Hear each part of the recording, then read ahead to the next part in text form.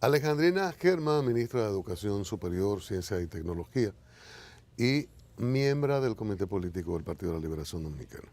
Muy Saludos. buenos días, Geomar y Cristian y a los amigos y amigas televidentes. Ya usted acepta que le digan miembra y no miembro. Ese La verdad que lenguaje no me encaja mucho miembra, pero está bien, es lo mismo. Aquí hay periodistas y periodistas, les Ajá. dañaron la Constitución con ese lenguaje sexista. Y violan las reglas gramaticales. Claro. Mire, ha habido un funcionario hablando, rindiendo cuentas. Educación superior, ¿qué podría presentar en este sentido?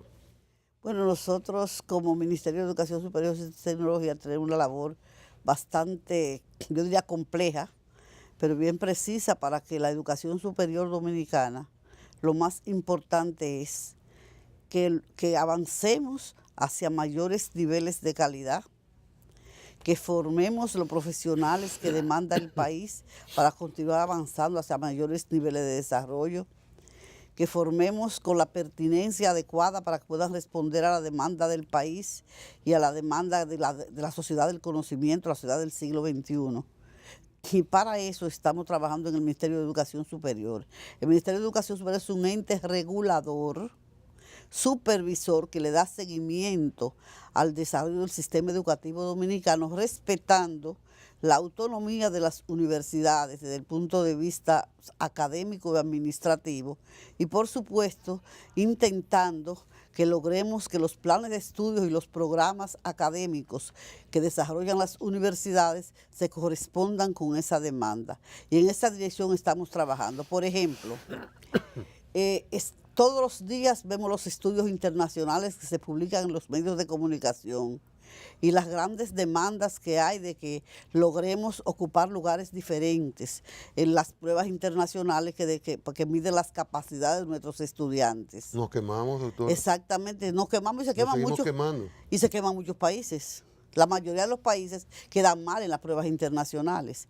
Entonces, ¿qué tenemos que hacer nosotros? Primero, lograr también que las pruebas internacionales se normalicen y se adecúen al contexto de cada país, no para bajarle el nivel de calidad, sino para que no influyan en esos resultados otros factores que no sean lo ligado fundamentalmente a la construcción del conocimiento. Y por supuesto, lograr una educación de calidad implica que formemos en las universidades maestros con una calidad profesional que permita que sus estudiantes, con lo que ellos trabajan, logren la calidad deseada. Porque, ¿qué pasa? Estamos en un círculo vicioso en que todos queremos tirar la sábana para otro lado. Las universidades dicen, nosotros recibimos malos bachilleres y por eso formamos malos maestros.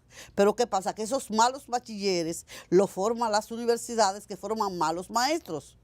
Entonces, ¿qué es lo que tenemos que hacer? Transformar el sistema educativo para convertirlo en un proceso educativo que responda a las demandas de este siglo XXI. Para eso, en las metas presidenciales se incluyó que formáramos 20.000 maestros de excelencia que puedan realmente, desde las aulas de los centros educativos de nivel primario y secundario, formar los bachilleres que queremos. Y en eso ha estado concentrado el ministerio, junto con el Ministerio de Educación, con el MINER.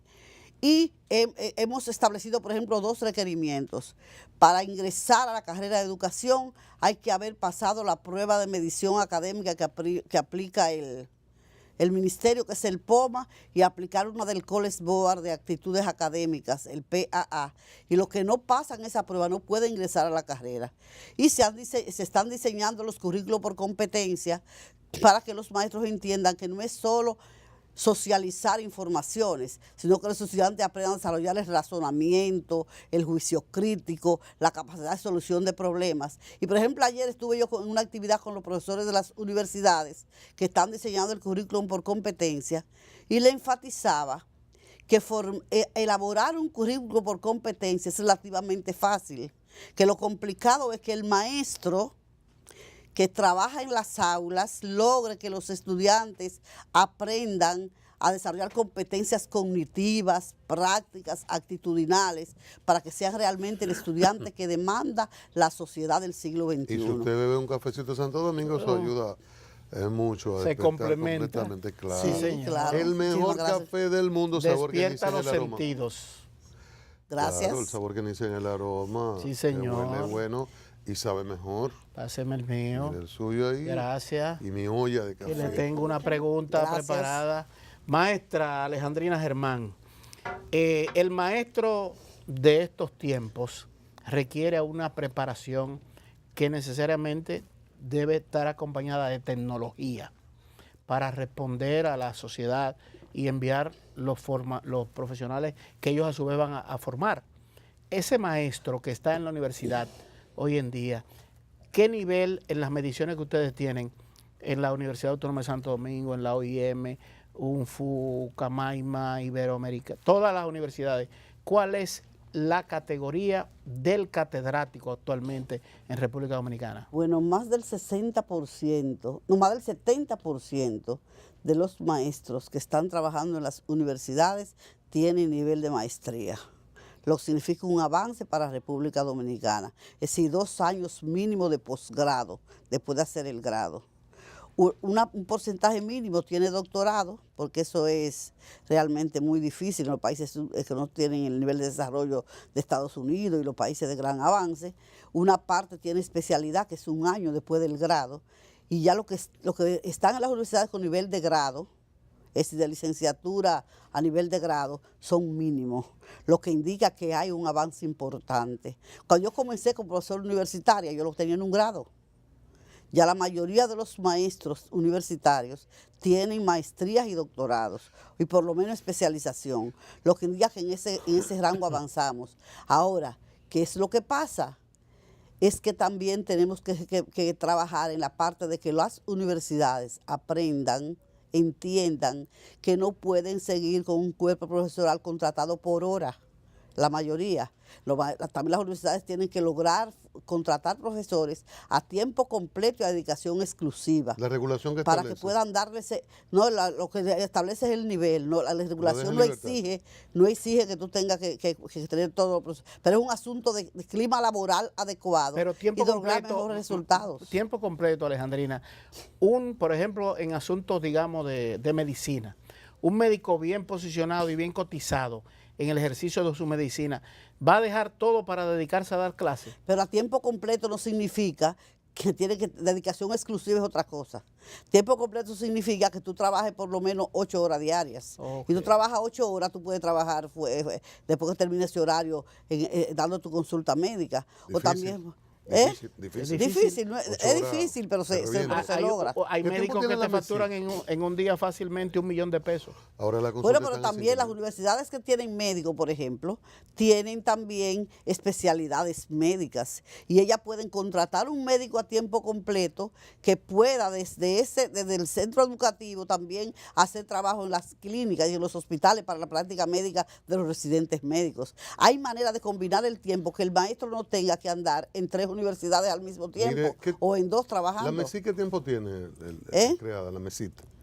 El MESID se creó según la ley 13901 en el año 2001, pero existía desde los 80 como Consejo Nacional de Educación Superior, Ciencia y Tecnología, y después como CECI, como MESID, después que se creó la nueva ley. Pero vayamos a MESID como ministerio.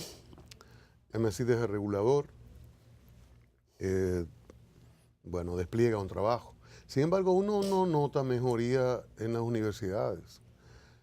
Uno nota que hay por ahí una serie de fábricas de profesionales o de titulaciones, más el caso particular de la UAS, que nosotros los contribuyentes hacemos una inversión enorme y uno no ve unos frutos deseados. Entonces, en ese sentido, ¿qué pasa con MESID o qué pasa con las universidades o con la regulación si es que la ley limita las posibilidades de que la MESID desarrolle mejores universidades? Bueno, nosotros como ente regulador, toda universidad que va a aplicar un plan de estudio tiene que someterla a la evaluación del MESID. Nosotros vamos y nos aseguramos que la lista de profesores, la plantilla profesoral que va a trabajar en ese nivel, en ese programa, tenga la formación adecuada. que el plan de estudio esté adecuadamente formulado, que tengan los equipos y los recursos para poder desarrollar ese programa.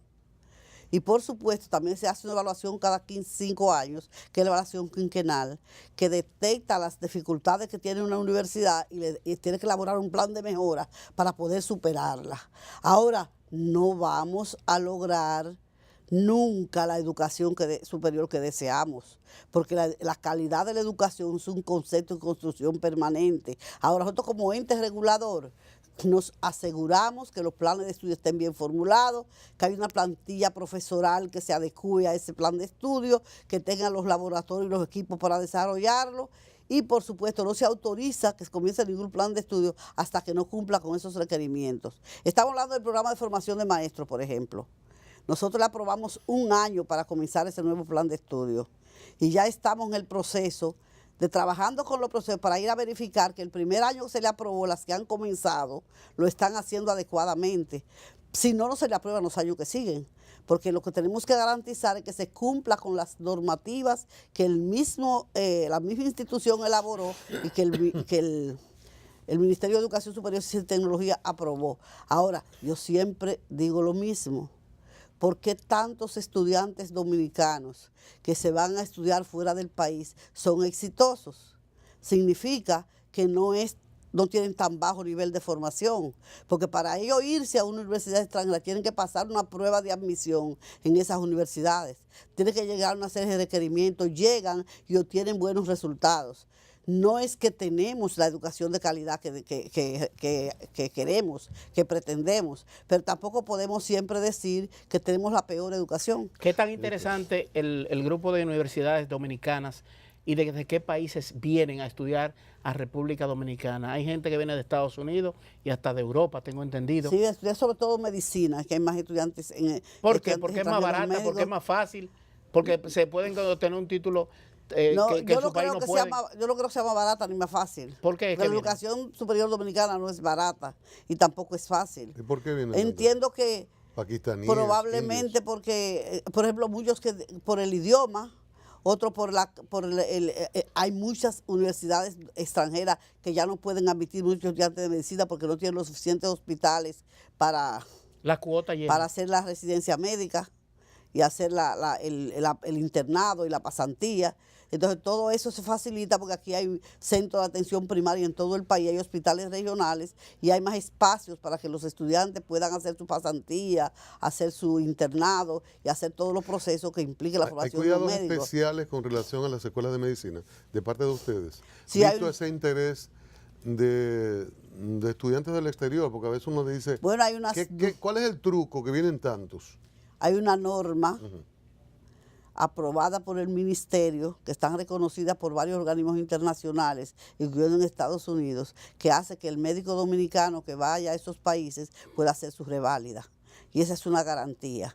Y hace unos meses que acabamos de aprobar la nueva norma para la evaluación de las escuelas de medicina y lo vamos a someter de nuevo a esos organismos para que los médicos dominicanos no tengan dificultad para ejercer su carrera o continuar estudiando en el extranjero.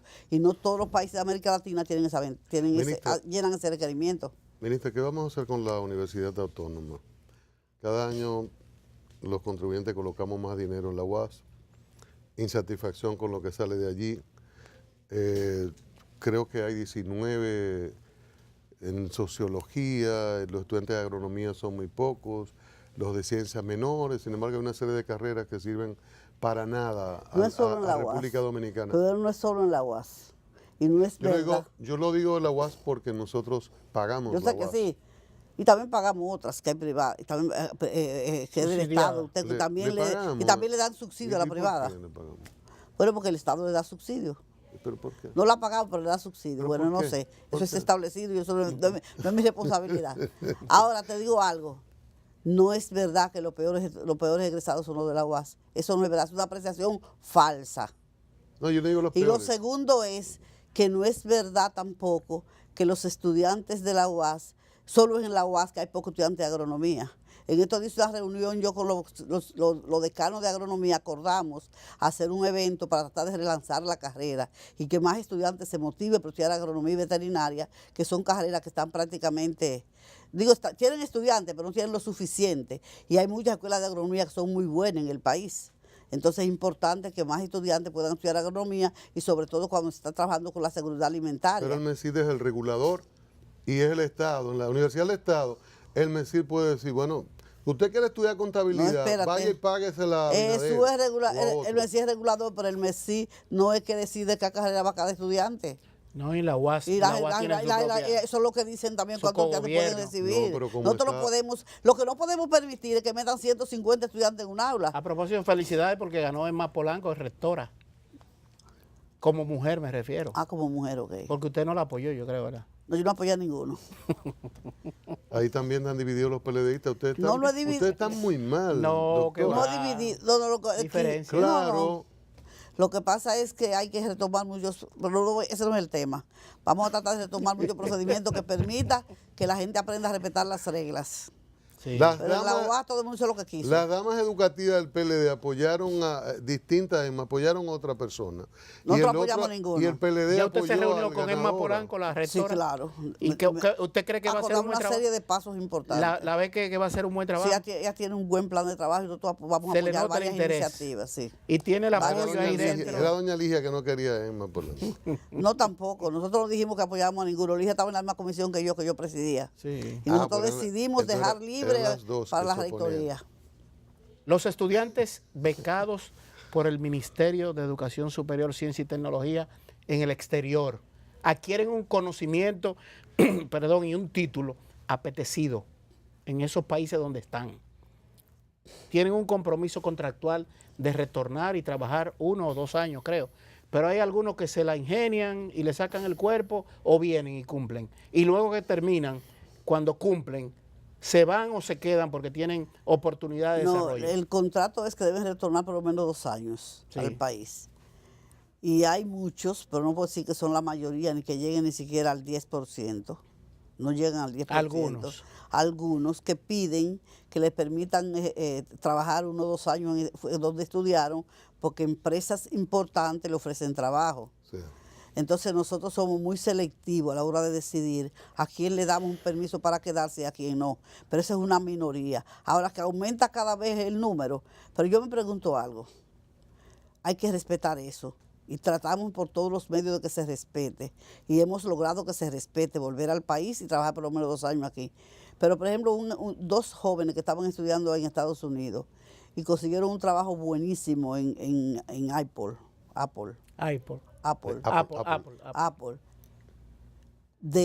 Realmente que iban a poder desarrollar sus competencias profesionales. ¿Le vamos a decir que no? Pero el Estado entonces el Estado no hay que dejarlo, por lo menos que aprendan un poco y después vengan. Y el Estado luego tiene la posibilidad de que esa gente que va escalando vendrá.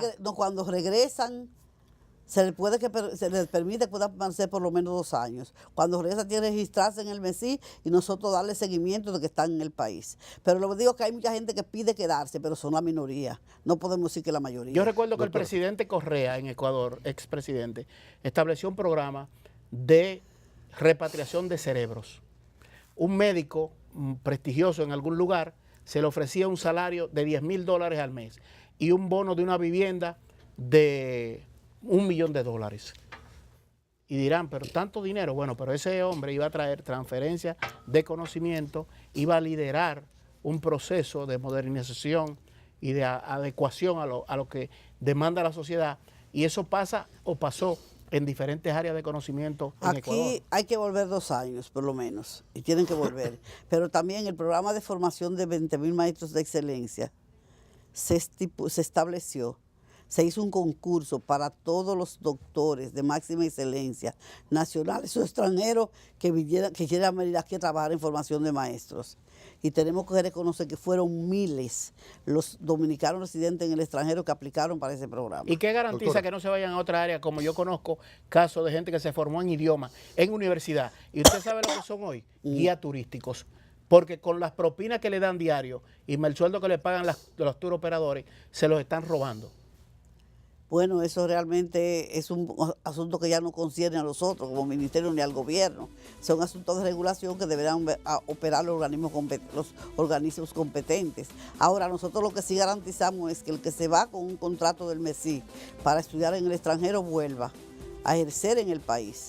Ahora, tenemos que reconocer que es muy difícil tú venir al país a ejercer una carrera que estudiaste con tanto esfuerzo y te ofrezcan en una empresa 30.000 pesos, 20.000 pesos de sueldo. Mire, no es nada fácil. Doctora, se dividió el PLD entre la reunión del lunes, donde se impuso el sector que es mayoritario ahora en esa organización.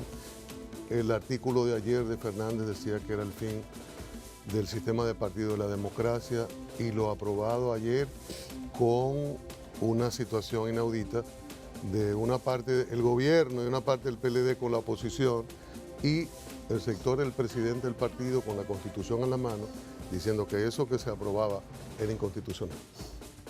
Bueno, yo lo que entiendo es que lo que se estableció en la ley de partido permite que si el PLD quiere, si el Partido de la Liberación Dominicana quiere realmente mantener su fortaleza institucional, lo que se estableció en los estatutos respecto a las elecciones internas en el 8º Congreso Comandante Jorge Botello se puede aplicar con la supervisión de la Junta, y garantizaríamos que se haga lo que dice, lo que se aprobó en ese 8º Congreso, que fue hacer una auditoría del padrón con unos procedimientos que están ahí establecidos para garantizar que en cada organismo vote el que le corresponde votar, que hay una supervisión estricta de la Junta tal como se estableció, que tengamos en cada mesa compañeros honestos y dispuestos a garantizar que hay una elección libre y transparente, y pudiéramos garantizar que nos mantengamos unidos, porque lo que se aprobó en la ley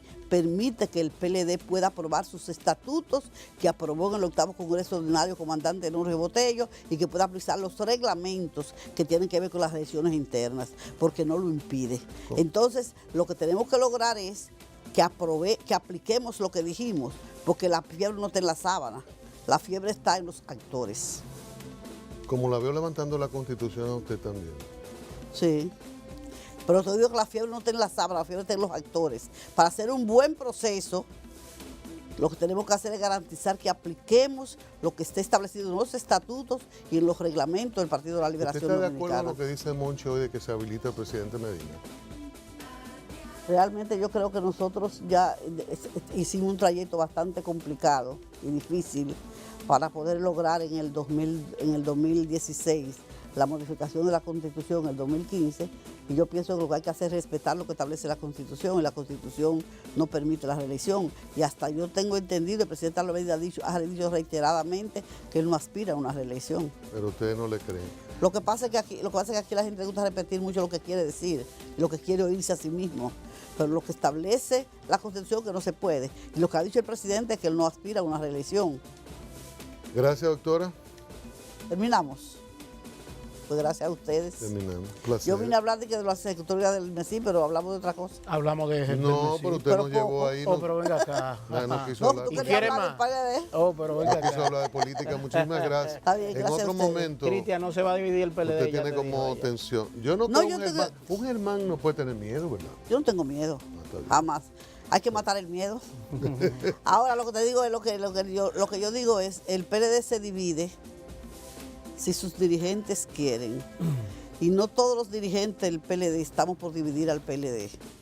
Yo trabajo todos los días de la semana, todo el año, todo el tiempo, por mantener el espíritu del PLD, sus principios, trabajar el bochismo, analizar los aportes de Juan Bosch para que mantengamos una mística y una disciplina que se apegue a eso. Ahora, si hay líderes que lo quieren dividir, eso es otra cosa. Alejandrina Germán, ministra de Educación Superior, Ciencia y Tecnología. Los estatutos establecen la disolución del PLD. Doctora Alejandrina Germán. Sí, pero eso cuando se extingue el tiempo. A ustedes también las gracias. Mañana de nuevo en el diario.